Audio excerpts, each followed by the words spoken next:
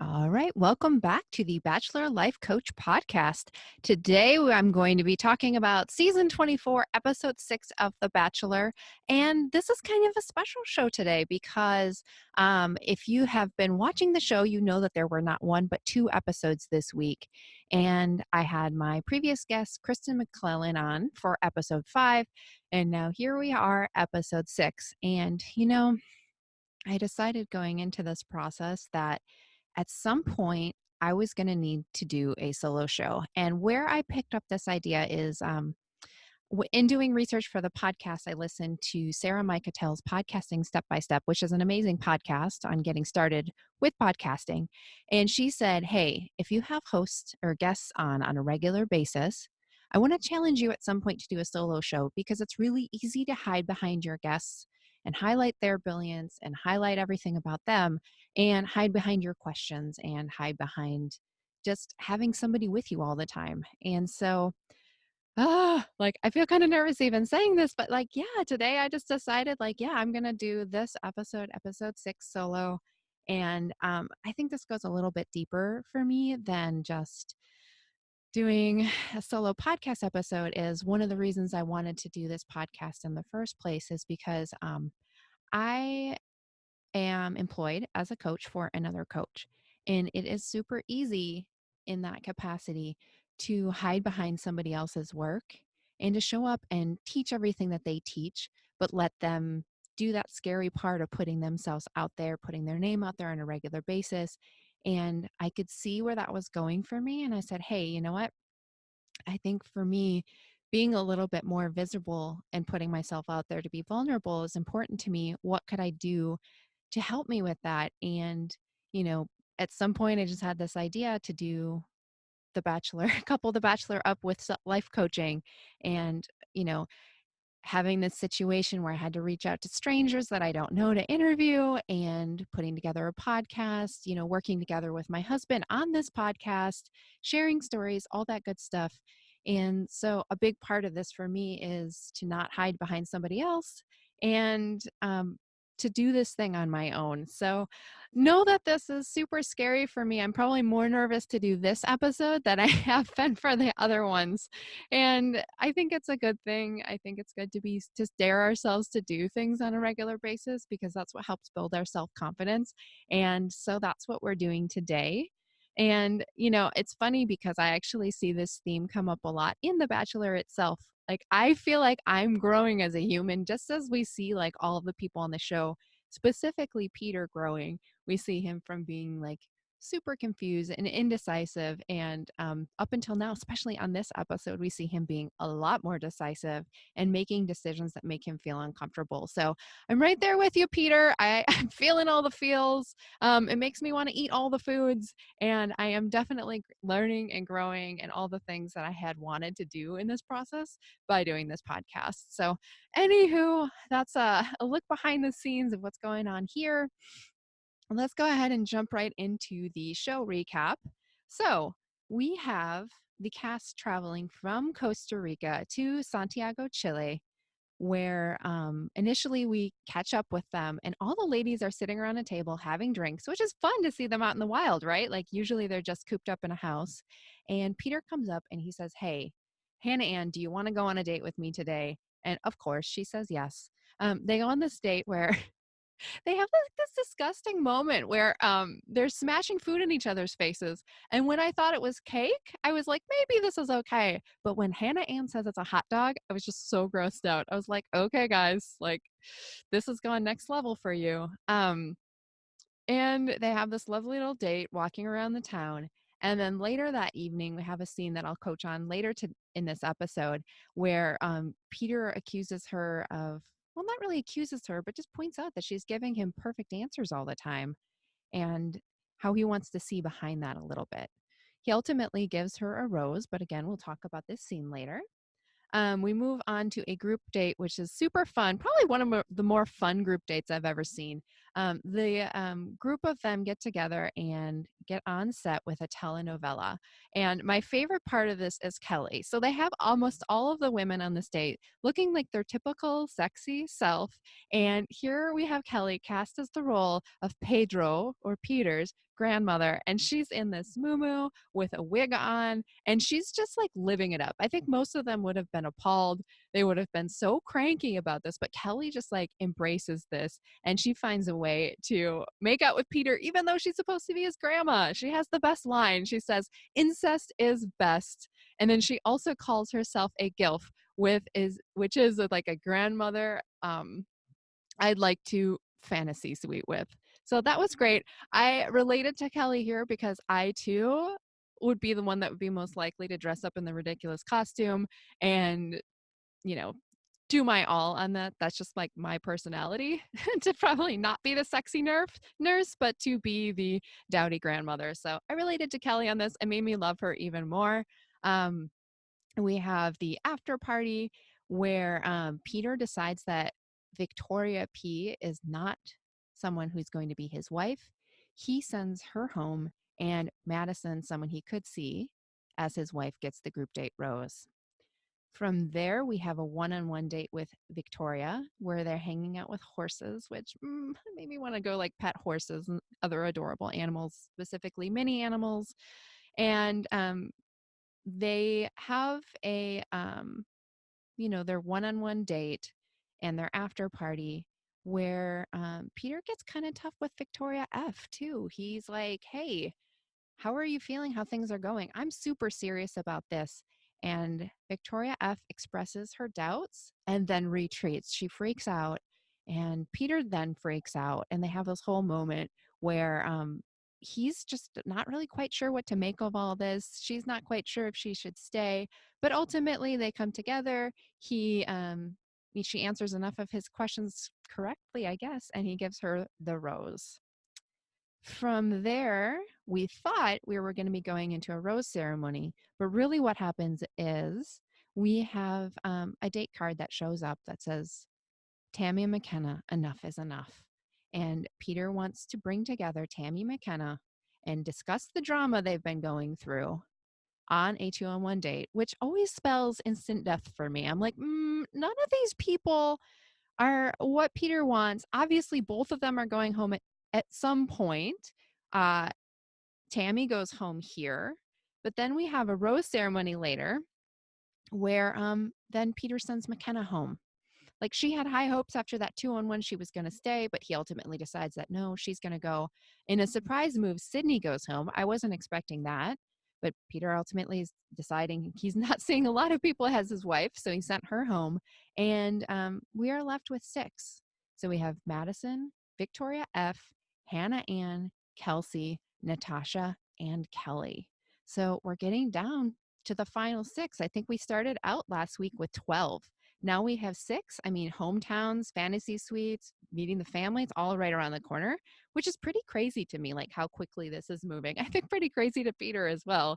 So we're all in it with you, Peter. Like, we see you getting serious, and that's, not a bad thing. He needs to find his wife, so he's going to have to start saying no to some people. All right, so that is the recap.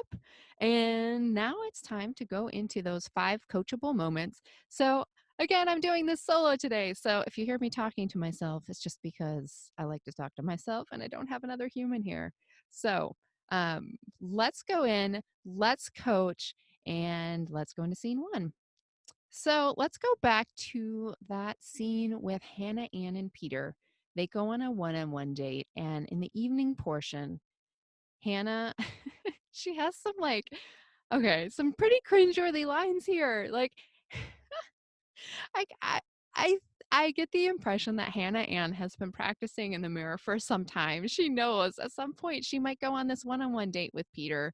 And really, like, if I think about Hannah Ann, I think that she has gone into this season and decided what kind of character she wants to play.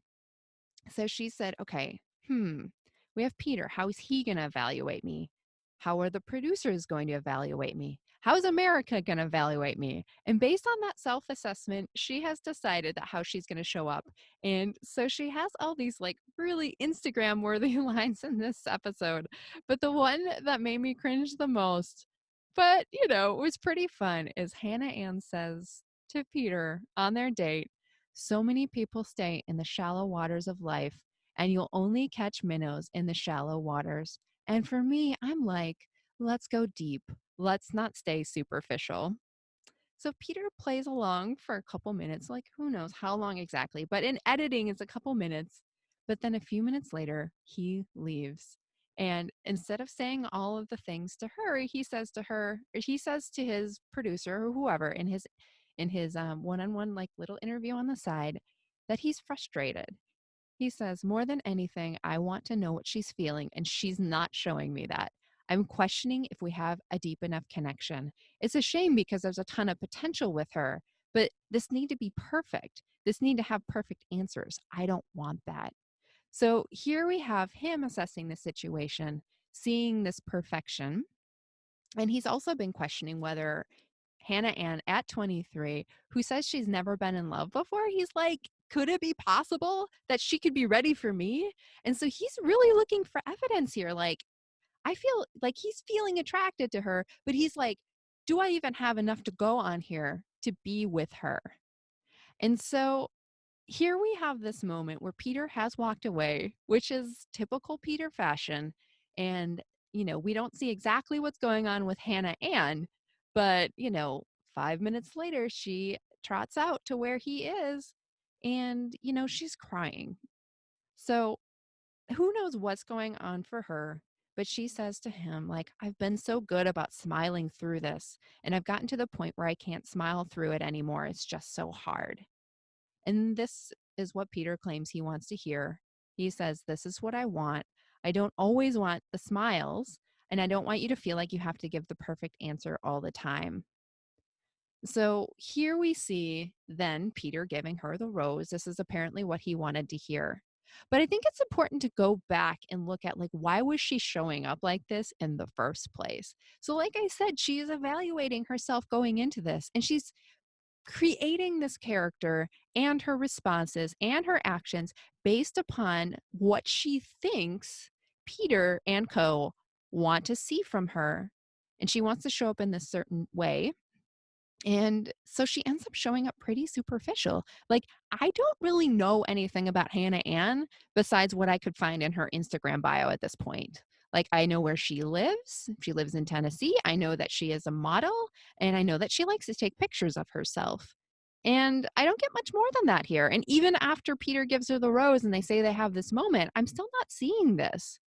And so I think we all do this to some extent, right? Like, we all have this version of ourselves that we put out there. It's something, that concept that was first introduced with everybody accusing Leia of being fake.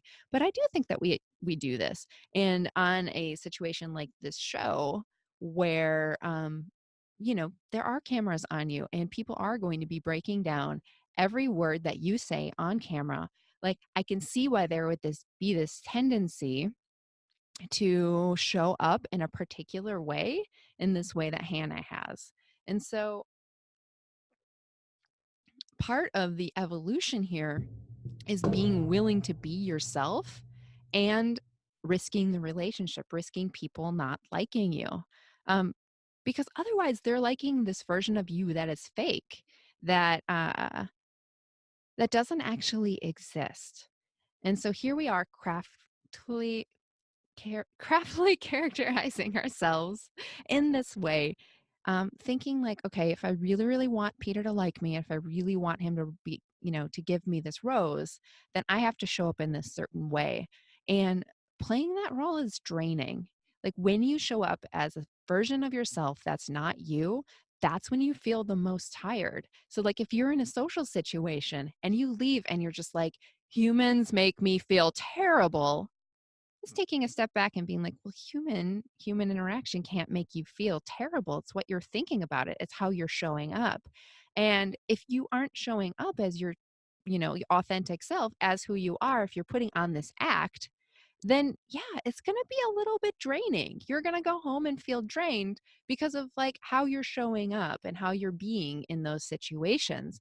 And so we can often think, oh, it's other people that are causing me to feel this way. It's other people and what they expect of me. I have to show up in that role that they expect of me. That's what feels draining. But the flip side of that is also pretty scary for people. If I show up in a way um, that is me, that I feel like is me, then I risk even more rejection. And if they decide that they don't like me, unless you know how to manage your mind and realize that that's okay, it's okay if people don't like you, you'll think that there's something wrong with you. And inherently, as humans, uh, based on, evolution and like as humans, we're predisposed to not want to risk rejection. Like in our past, as a tribal society, right? So in those moments, you want to check in with yourself. If you are leaving those social situations completely drained, use that as a cue to see, like, how are you showing up for yourself? How are you not? And if there are particular times when you're like, oh, I kind of would have wanted to say X, Y, and Z, or I kind of would have wanted to stay quiet, but I thought that that wasn't what people expected with me. That's time to check in. Like, why were you doing or not doing those things? And like, do you like that? Because, it's totally fine if you want to go to the event and you're just like, hey, when I go to the event, I like to put on the funny, happy, go lucky person. And I don't really want to talk about my personal life very much or what's not going well in my personal life. I just want to bring up these other things. That's totally fine. But just like your reasons for doing it, if at the end of the day you check in and you say, yeah, I kind of wanted to manipulate how they think and feel about me, that's a problem, right? That's a problem when you want to manipulate how other people see about you, because then they're never getting to know the real you. And in time, you kind of forget who's the real you, too. And I think that that's probably what's bringing up a lot of the tears in this scene for Hannah Ann is here Peter is rejecting or threatening to reject this carefully crafted version of herself that she's put together. And then she's just like, what do I do now? Right. Um, if she was super comfortable with herself, she'd just be like, all right, well, here you go, dude. I'm a 23-year-old and here's what I think and feel. Here's how I go about my day. Here's how I interact with people. Here's some of my flaws. Here's what I think is awesome. Like all of those things are important to like let somebody else see, like let somebody else have a chance to not like you and don't make it anything personal. Just be like, okay, that says more about Peter than it does about me. So I think that that's what this whole scene was about, is her being called out on having this Instagram ready version of herself and then not really knowing what to do about it. And she has the things that she wants. She wants to get a rose. She wants to stay on the show. She wants Peter to like her, and then being willing to break through that. I don't know that we actually saw her break through that. I think Peter responds to tears by just like, keeping somebody in. He makes tears mean that they're opening up to him. But I think this moment really highlighted this, and like maybe for Hannah Ann watching back is like, what kind of person are you showing up as? And do you like that? And being willing to let people not like you and so that you can have your own back and just be like, you know what? I'm awesome, flaws and all. Everything about me is amazing. And if you don't like me, that's fine. That's totally fine. I'm not for you, but I'm for these other people. And so that's great. Like I can have my relationships based on me being the real me instead of this fake version of me. All right. So let's move on to the next scene, which brings us to this telenovela where we have this group date. And like I said before, is hilarious. It's definitely worth watching. In the evening portion, we finally have an after party where Peter is taking time to talk to these women. Like mostly he is navigating drama. And this is one of the first dates where I felt like Peter was actually like, hey, let's, use this time to get to know people. And so then we have this scene where Peter pulls Victoria P to the side and ultimately says to her, I think my biggest concern with you is that maybe you're more secure and confident in this relationship than I am. And I have to be honest with you, I don't see you as my wife. And so Peter here is finally, instead of just ditching people that he probably doesn't think about at all, he's dropping somebody. He's cutting somebody from the show who he does kind of have a relationship with. He has built up some things. And, what we said on previous podcast episodes is that, our relationship with anyone is just our thoughts about them. And so that means, like, if you're going to have an ongoing relationship with somebody, that are going to take up mental space. It doesn't matter if this is, your spouse, your mate, your girlfriend, your boyfriend, your friends, your family, all of those people that we have in our lives. The relationship itself is our thoughts about them. So by Peter making this stand and saying, "Hey, Victoria, I don't know that I see you as my wife. I'm kicking you off this show." He is basically saying, I want to clear space in my mind for all of these other relationships that I have. And in order to do that, I have to say no to you so I can say yes to them. And this is something we really haven't seen from Peter yet. And he, he feels pretty terrible about it. He's trying to look like he's consoling her, but really he's trying to make himself feel better by telling her, like, there's somebody else out there for you. Like, can I walk you out? And Victoria says to him that, I hope you're making the right decision because this is the last conversation we're going to have.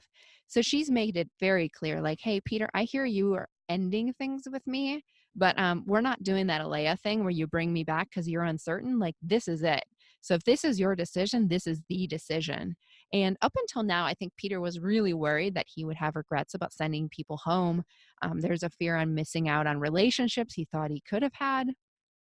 And here he's just drawing that line in the sand and he's saying this is over. And I think this is something that's important for all of us. In order for you to start a new relationship, especially a romantic one, that previous relationship needs to be over. And what I mean by over is not just like, okay, we've broken up, but mentally over. Because I think so many of us, and myself included, have done this where, we break up, but in our brains, there's still the thought about, like, well, maybe if I try this, or maybe they'll text me, or maybe we could try again. Like, there's still that presence of the relationship because you're still having thoughts about them that are in that romantic capacity. So the door is still wide open. I think this is why so many of us do end up going back to those previous relationships, because if it was truly over and all of those thoughts were, thoughts of just like, okay, well, that's in the past. This is over. I don't see a future in this. Then you can date from this clean space where you're like, okay, I'm fully open and ready for that next person. You can have that next love interest in your mind. But until that is complete, then it's hard to move forward in those ways. And so we see that stark contrast here between the Alea situation where Peter wasn't sure that relationship was over and he was feeling some regret and he did end up bringing her back. Victoria P is saying here, like, yeah, no, that's not me. That's not what I want here. So this is end scene. This is complete, Peter. And so I think some takeaways here are, how do you get to the point where you can see a relationship as complete? And it doesn't mean that you never think about that person again, but you don't have like that window of opportunity open, like, if they just ask me back, like we see Victoria P going, yeah, no, the door is closed. This relationship is going to be complete for me. And Peter's saying, okay, yeah, this is complete for me too. Um, like when you say goodbye to somebody, like fully commit to that decision. And that's any decision. But in this context, you're saying goodbye to some relationship. You fully commit to that decision and then process the emotions that come up around this. So there's going to be some sadness. There's going to be some loss. There's going to be some of those emotions that we typically try to avoid, which will be really, really important for you to carry out and see them through, to like let them fully process. And then when you've let them fully process, then that's when you would focus on what you do want to create. And so Peter wants to create relationships with these other women and focus on those. So he has said goodbye to her. And I think some other great questions that you can ask yourself here is like, would I choose this relationship again? And so, with Victoria P, I think Peter could probably say, like, yeah, I wouldn't choose to open this door again. But you can say that with your own relationships. Even if you're in like a marriage relationship of 20 years, you can go back to it and just say, yeah, would I choose this again? Why or why not? Like, do I want to keep staying here? Do I like doing this for all the right reasons? It's important to check in on that and, not just keep going by default just because you've been together with someone for so long. Um, and then, asking yourself, like, does it serve me to keep going with this? So you could decide you want to choose the relationship again, but when you're fast forwarding in the future, does that relationship still make sense for you? So again, this can be romantic relationships, but this could also be friendships or a work relationship or anything there is, would I choose this again today? Why or why not? And then being willing to feel whatever you'd feel if you do decide that you want to end the relationship and complete it. I think it's important to look at that, and we can see a really great example of that happening here on the show. And this is what's going to have to happen for Peter moving forward with the rest of his relationships on the show. Like, he'll have to say goodbye. And so he can create more space for this person that ultimately he wants to make his wife.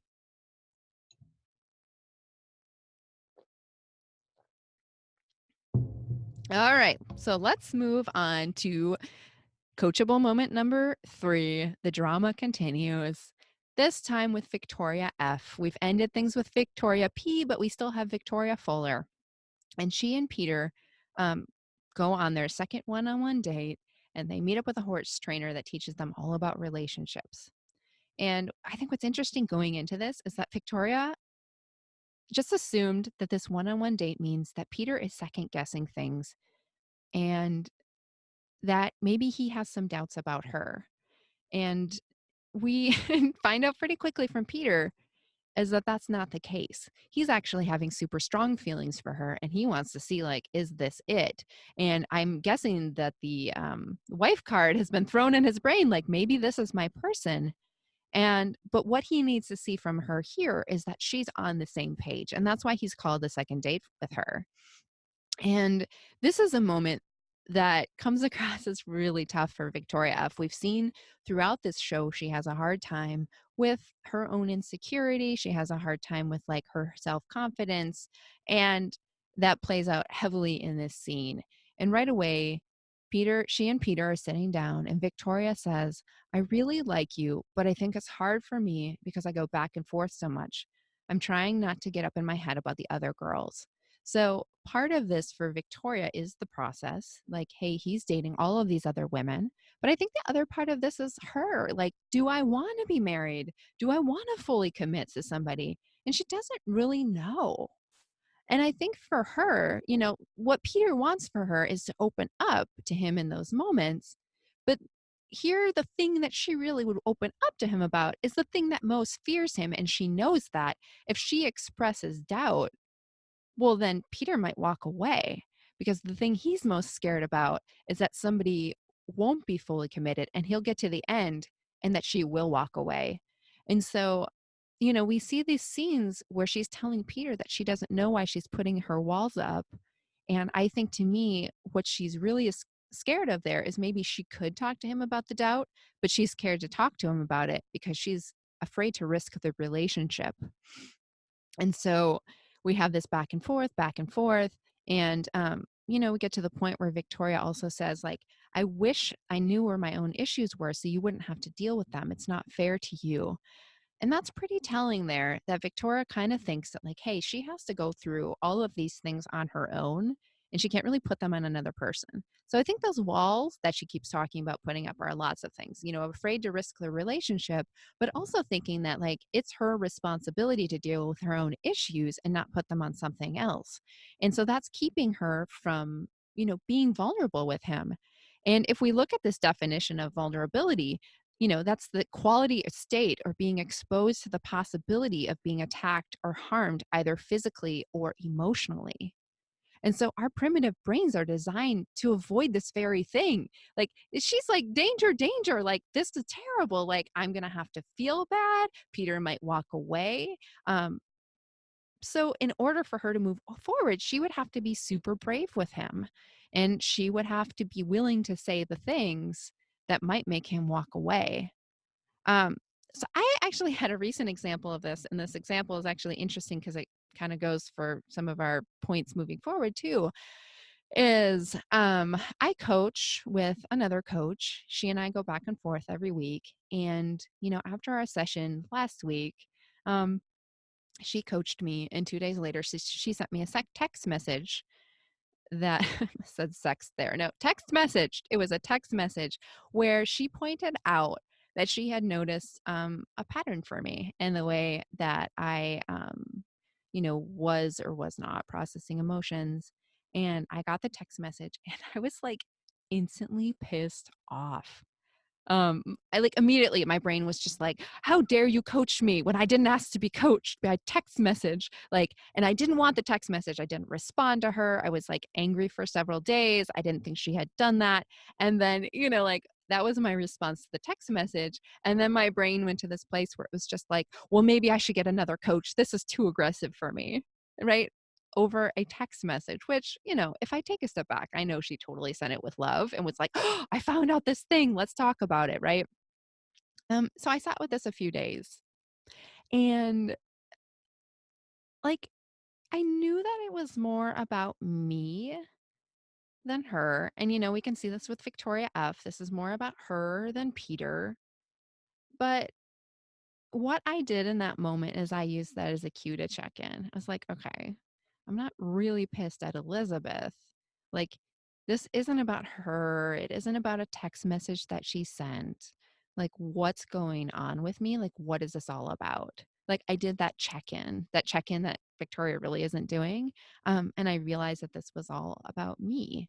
Like, this was all about me. The thing that she had pointed out to me is something that scares me, and, I immediately tried to push her and the text message away because it was scary to me. Like my primitive brain was just going like, this is not okay. We need to push this away so that we can feel better. And so I actually brought this up with my coach. I just said, hey, I was super pissed at you for like 3 days. And I want to like explore this and see what this is all about. And, you know, I went in there willing to risk the relationship because, hey, I was just saying something that like calling her out on it. She totally could have been just like, this relationship isn't working for me either. But she knew that that was all about me. And because I was willing to bring this to her, like we were able to walk through it and explore why I had that instant reaction to a text message. And a lot of it for me was like trying to like control my relationship with another person. And, you know, I feel super comfortable when I go through things in a coaching session. But if someone is talking about things outside of the coaching system, my gosh, I'm actually getting like emotional talking about this. It's hard for me. And it shows up not just in a coaching session, but in my marriage and my friendships. And, because I was willing to talk about that in my coaching session, like willing to bring up something that potentially could risk a relationship with my coach, um, I can see that this goes deeper. This is something that, comes up in other areas of my life. And without the tools of coaching, it was really hard for me to see that, like to move forward and being vulnerable and being scared, um, that I wouldn't have been able to do otherwise. Or maybe not, like maybe I would, but I think like coaching for me was that tool. And I think that that's the tool that's missing for Victoria F, because she really thinks that if she brings up something with Peter and even with herself, as she expresses what's really on her mind, he's going to leave her, and he might. Like you have to be willing to risk that relationship in order to actually have that truly deep relationship, right? Because he could just easily have stayed. Even if she says, hey, I'm feeling a lot of doubt about this. This is super scary for me. I've never gone this far with another human again. And so that's why I think it's important to check in when you're feeling those negative emotions, or even positive ones. Like, why am I feeling this way? What's having me think this way? And, my brain's go to is that is this other person. Like, I'm thinking that it's Peter that's causing me to feel this way, or I think it's my husband or my other person in my life that's causing me to feel this way. But it's not. It's my own thoughts about this. Like, it's my mind and where my mindset is right now that's creating this for me. And when you can use that as a cue to check in with yourself, you can go so much further. Like, I feel like by bringing that up with my coach and in an arena that's super safe. Like, let's be honest, like that was a safe environment. I was pretty sure she was not going to be done with me as her client and vice versa. But like having a space to do that, well, it's like, okay, now that I've tested the waters with my coach, like I can also take this into other areas of my life where I don't necessarily always feel as safe. And I think that that's the part that's missing for Victoria F. If she had a space for herself to be open and be vulnerable and test out the waters and just seeing like being willing to like risk the relationship in order to get to a different place with someone else, I think that that would help her get deeper and would actually help her have a real relationship with somebody. But I think that that's the part that makes her feel really uncomfortable right now. And that's where I think she's at. Is she's keeps saying that she doesn't know what's going on for her. And what she doesn't know is that part of like being able to be willing and to share with somebody else and not thinking that you have to have everything solved in your own emotions and personal life before you can share that with another person. So, check in with yourself if you are feeling like insecurity, if you're feeling shame, blame, anything. It's just a cue to check in and be like, hey, what's going on for me? And I think that that's what would help Victoria F moving forward. All right, let's move on to coachable moment number 4. We just keep going into these really intense emotions, right? So, in this next one, we have Tammy and McKenna on this 2-on-1 date. And throughout this episode, we have it sprinkled through that Tammy has a lot of thoughts and feelings about McKenna, and she doesn't think McKenna's there for the right reasons. And she thinks that she is responsible for letting McKenna know this, for letting Peter know this. And honestly, this is like fueled by anger and blame and resentment from Tammy. And she thinks that like the way to feel better is to call McKenna out for this. But when we have emotions like anger and they're super strong in our body, it feels like they're powerful and that they're true and that we have to do something about it. We can see it with that previous example I just gave you with my coach. I was feeling like strong pissed offedness, or, it was anger at some point. And I thought it meant initially, like, oh my gosh, I have to do something about this. I have to fire my coach or something crazy like that, right? It seems useful because it's a strong emotion. And we can see that happening for Tammy. She's like acted out her anger with Kelsey, with Sydney, and now with McKenna. And, you know, when we express anger like that, anger only begets more anger. Like we see McKenna responding with her own anger. And again, this is going to be a cue to check in with yourself if you're feeling that strong anger. Like that's what Tammy would have had to do, just like Victoria F, just like anyone else on this show, is like noticing that you're choosing to feel this emotion. It seems like it's coming from another person or something, but really this anger is coming from herself. It's coming from her having thoughts about people being there for the wrong reasons. And my guess is that there's something a little deeper about that too. There's probably some frustration or some fear or some doubt about her relationships with Peter. And, you want to like look at that and take that as that cue to check in and take responsible for why you're feeling what you're feeling. And, a way to phrase that for yourself is I'm feeling anger because of a thought. And you may not know what that thought is right now, but even just reminding your brain, like, I'm feeling this way because of what I'm thinking about this situation, has you taking a little bit of a step back. It relieves the pressure and the power of the anger and reminds you that the source of this anger isn't coming from outside you. And because it's not coming from outside you, there's nothing to fix or to change. You just need to be with yourself and just see where that's coming from. And again, right away, you may not know what that thought is. Like, what is the thought creating anger or blame or sadness, but just knowing that it's a thought puts you back into yourself, has you checking in with yourself, your brain, your body. And then from there, you can decide what you want to do about it. And more often than not, giving yourself that pause stalls the reaction or eliminates the need for reaction at all because you see you're creating it. You see that you can be the one to create something else. You don't need anything to change outside of you.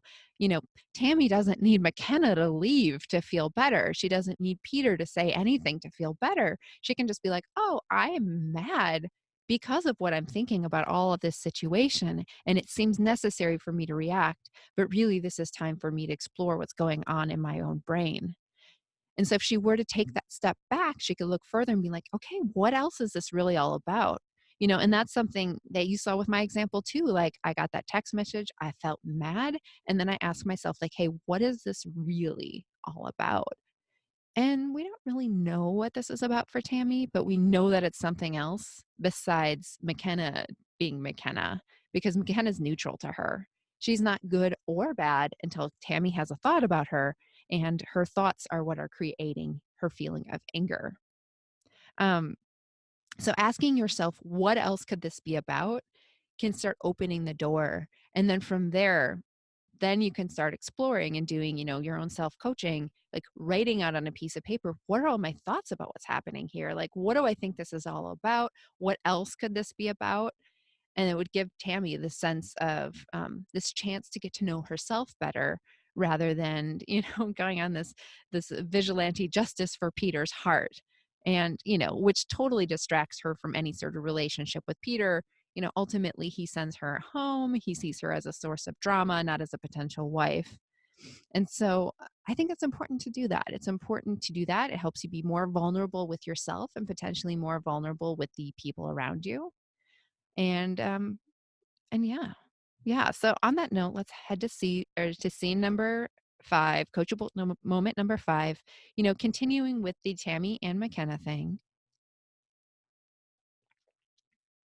Um, So McKenna is ultimately sent home. Peter doesn't send her home after the 2-on-1 date, but he does send her home at the rose ceremony.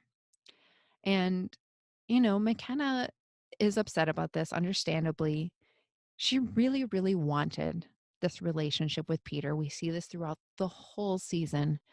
She goes up as she goes down. She thinks that if Peter, shows something to her, that means the relationship's going well. She should keep wanting what she wants.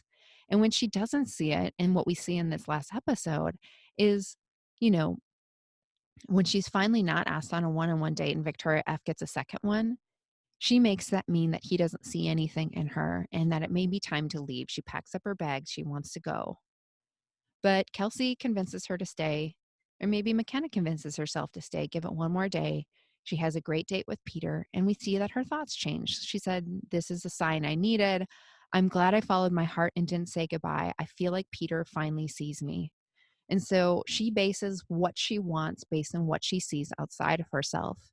But then in this final scene, she is sent home and, she has this in the moment where she's talking to the producer and we see her, feeling a little bit sad, but then she's jumping to these thoughts of, she expresses that, she's realized through this process that she is strong and she is beautiful and she is powerful and she deserves love more than anything else. And she realizes, like, even though she wanted to fall in love with Peter, she feels more in love with who she is more than anything else. And, you know, I kind of cringed at this scene. Like, I'm all about female empowerment, stepping into your power, all of that. But I really found myself cringing at this part. And I think why I was cringing is it felt pretty disingenuous to me. It felt like here is somebody that feels super, super sad, that just wants to make herself feel better. And this is what happens, for me and for all my clients and other people that learn thought work is that when something happens and we have like, we feel pretty badly, the thing we want to do so quickly is just like, let's move on to feeling better immediately. Or let's move on to someone different so I can feel better.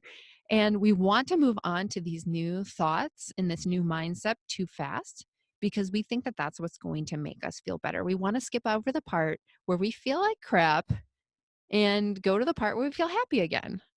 And that seems reasonable, right? Like I coach, especially with clients that are brand new. They're like, okay, cool.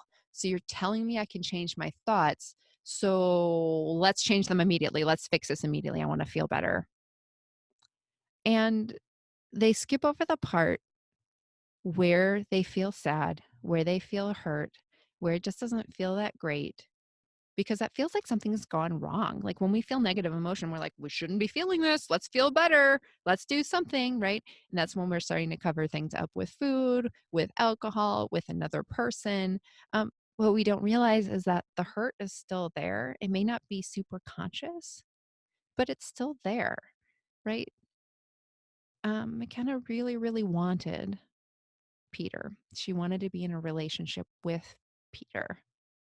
She wanted it badly, and then she didn't get it. She didn't get what she wanted. And, you know, then there's this part when we really, really want something if we don't get it, where it's natural as a human to want to, feel sad, feel disappointed, just be super bummed out.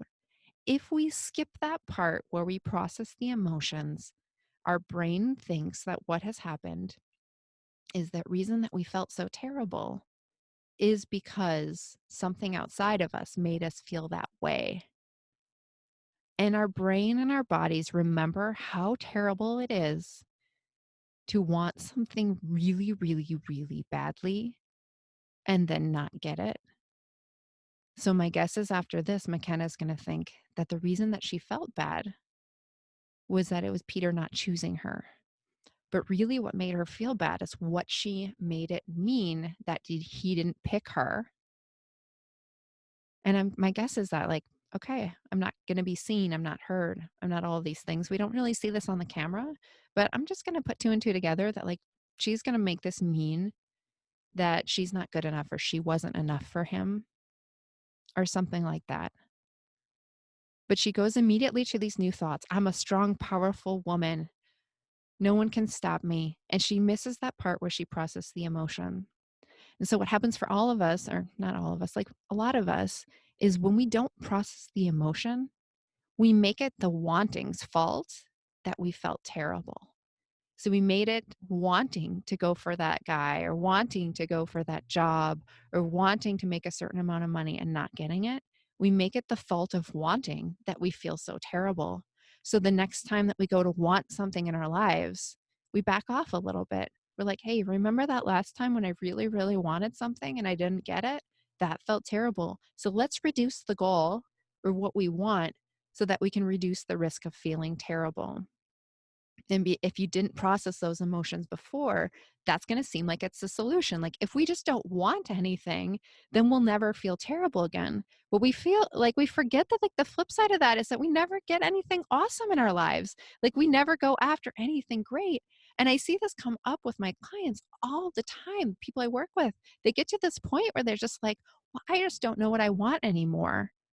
And I think that this comes from blaming wanting for feeling bad in our lives. But again, it's not the wanting's fault that we feel terrible. It's what we make it mean about ourselves when we don't get what we want. And so if you make it mean that you're not good enough, then it's just like, okay, well, the next person she dates, she might date somebody who just expresses that he really, really likes her. Maybe she doesn't like him, but she's like, well, at least he wants me. And this can come out in any way, shape, or form. Maybe you don't go after the job that you really, really want because you're like, well, I don't want to feel disappointed if I don't get it. And so we limit ourselves in our desires. We limit ourselves in what we want because we think that's what's going to keep us from feeling disappointed. But it's never that. It's always what we're thinking about it. And so that's like what I see happening here. I see that McKenna, just like a lot of us, is jumping to trying to feel better and just, soothe it over in her brain and skip the part where she feels terrible. But where you can open up in this is if you're willing to process emotions like rejection and like disappointment and sadness, you can see that you were the one that was creating those emotions all along, not the thing that didn't happen that you wanted to happen. Like you're the one creating that. You're the one that's processing that. And so it means that if you're the one that's creating all those emotions, then you can be totally fine the next time you go for something and you want it. And then if you don't get it, it's okay. Like you're like, if I can process these emotions, that it doesn't matter what I go after because I know I have my own back and that I can process these emotions after the fact. And then you just like let that be the fun part. Like, oh, I'm just going to go for this job, or I'm going to try to date this person, or I'm going to try to do this other thing, knowing that you have your own back and that you can process any emotion after that. It helps you get to bigger and bigger heights in your life. But if you skip the part where you process the emotions and you don't know where they're coming from and you think that they're coming from what happened outside of you, you're more likely to put the blame on having wanted too much and then try to dial that back more and more and more and more until you wake up at a point and you're like, damn, I haven't wanted anything for a super long time. Like, what a bummer, right? I think that happens for a lot of us. We forget that we ever wanted more in life. And it really comes from that self protection because we thought that it was us having a desire for something that made us feel terrible. So if you have a goal right now, check in. Like, how did you set the goal?